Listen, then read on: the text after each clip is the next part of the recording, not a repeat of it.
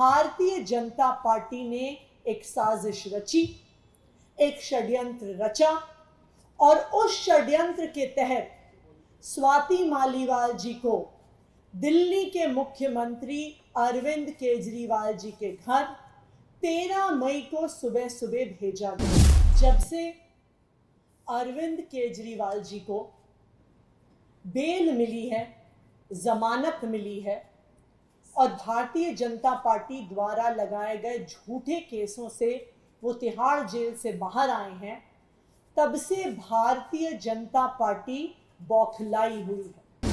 अरविंद केजरीवाल जी पर झूठे आरोप लगाना।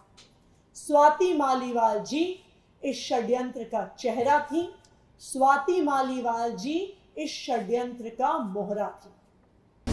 बिना अपॉइंटमेंट लिए मुख्यमंत्री आवास पहुंची। उनका इरादा था कि मुख्यमंत्री पर आरोप लगाया जाए। मुख्यमंत्री जी उस समय अवेलेबल नहीं थे, उपलब्ध नहीं थे, इसलिए वो बच गए। फिर स्वाति मालीवाल जी ने विभव कुमार पर आरोप लगाए, लेकिन आज एक वीडियो सामने आया है, मुख्यमंत्री आवास के ड्राइंग रूम का वीडियो सामने आया है। स्वाति मालीवाल जी ने जो कंप्लेंट करी थी, ये दिल्ली पुलिस को की गई उनकी एफआईआर और उस एफआईआर में शामिल फैक्ट शीट है। जब से अरविंद केजरीवाल जी को बेल मिली है, जमानत मिली है और भारतीय जनता पार्टी द्वारा लगाए गए झूठे केसों से वो तिहाड़ जेल से बाहर आए हैं, तब से भारतीय जनता पार्टी बौखलाई हुई है। और इसी बौखलाहट के तहत भारतीय जनता पार्टी ने एक साजिश रची, एक षड्यंत्र रचा और उस षड्यंत्र के तहत स्वाति मालीवाल जी को दिल्ली के मुख्यमंत्री अरविंद केजरीवाल जी के घर 13 मई को सुबह सुबह भेजा गया। इस षड्यंत्र का इरादा था अरविंद केजरीवाल जी पर झूठे आरोप लगाना। स्वाति मालीवाल जी इस षड्यंत्र का चेहरा थी, स्वाति मालीवाल जी इस षड्यंत्र का मोहरा थी। स्वाति मालीवाल जी 13 मई को अनअनाउंस्ड, बिना अपॉइंटमेंट लिए मुख्यमंत्री आवास पहुंची। उनका इरादा था कि मुख्यमंत्री पर आरोप लगाया जाए, लेकिन मुख्यमंत्री जी उस समय अवेलेबल नहीं थे, उपलब्ध नहीं थे, इसलिए वो बच गए। फिर स्वाति मालीवाल जी ने विभव कुमार पर आरोप लगाए, लेकिन आज एक वीडियो सामने आया है, मुख्यमंत्री आवास के ड्राइंग रूम का वीडियो सामने आया है और उस वीडियो ने स्वाति मालीवाल जी के झूठ को पूरे देश के सामने रख दिया है। स्वाति मालीवाल जी ने जो कंप्लेंट करी थी, ये दिल्ली पुलिस को की गई उनकी एफआईआर और उस एफआईआर में शामिल फैक्ट शीट है। उस कंप्लेंट में स्वाति मालीवाल जी कहती हैं कि उनकी बेरहमी से मार पिटाई हुई, उन पर मुक्के मारे गए, घूंसे मारे गए, कि उनके सिर पर चोट लगी, कि वो उस पिटाई के बाद दर्द में कराह रही थी, उनसे बोला नहीं जा रहा था। वो पुलिस को बार बार कह रही थी कि मुझे मारा गया, मुझे पीटा गया। उन्होंने अपनी कंप्लेंट में लिखा है कि उनका सर टेबल पे लगा और उनका सर फट गया। उन्होंने लिखा है कि उनके कपड़े फाड़े गए, उनकी शर्ट के बटन फाड़े गए।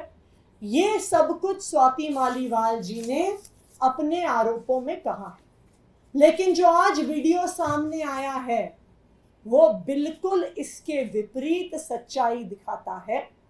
स्वाति मालीवाल जी उस ड्राइंग रूम में बहुत आराम से बैठी हुई हैं।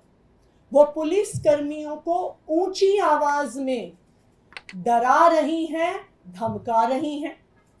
विभव कुमार जी पर जिस पर उन्होंने आरोप लगाया है, ऊंची आवाज में उनको भी धमका रही हैं, उनके लिए अपशब्दों का प्रयोग कर रही हैं। उनके कपड़े फटे हुए नहीं हैं, किसी भी प्रकार से उनके सर पर चोट नहीं दिख रही है। सिर्फ एक चीज दिख रही है कि वो पुलिस को धमका रही हैं, वो विभव कुमार जी को धमका रही हैं, ऊंची आवाज में धमका रही हैं, और कहीं पर भी वो इस बात का जिक्र तक नहीं करती कि किसी ने उनको छुआ है या किसी ने उन पर हमला किया।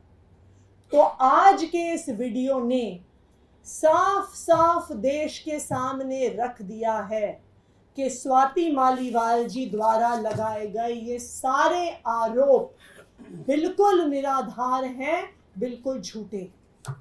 विभव कुमार जी ने आज दिल्ली पुलिस के पास स्वाति मालीवाल जी के खिलाफ अपनी कंप्लेंट दर्ज की है, और उस कंप्लेंट में उन्होंने 13 मई को हुए सीक्वेंस ऑफ इवेंट्स को बहुत स्पष्ट तौर से रखा है।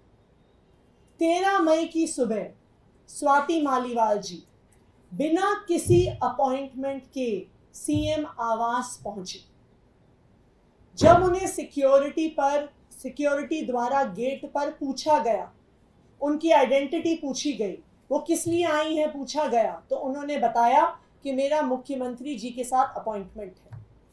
जब सिक्योरिटी गार्ड्स ने ऑफिस में क्रॉस चेक किया तो उन्हें पता चला कि कोई अपॉइंटमेंट नहीं है, और स्वाति मालीवाल जी को गेट पर रोका गया। लेकिन वहां पर भी उन्होंने पुलिस वालों को धमकाया, कहा कि मैं राज्यसभा की सांसद हूं, मुझे रोकोगे तो मेरे पास पावर है तुम्हारी नौकरी ले लेने की।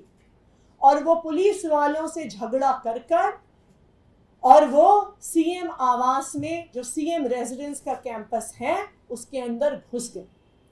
सिक्योरिटी उन्होंने फिर से कहा कि आपके पास अपॉइंटमेंट नहीं है, आप सीएम आवास में नहीं जा सकती हैं, और वो उन्हें सीएम रेजिडेंस के वेटिंग रूम में, जो वेटिंग रूम सीएम के रेजिडेंस के मेन बिल्डिंग जहां पे वो रहते हैं उससे बाहर है, वहां पर लेके गए, वहां पर बैठाया।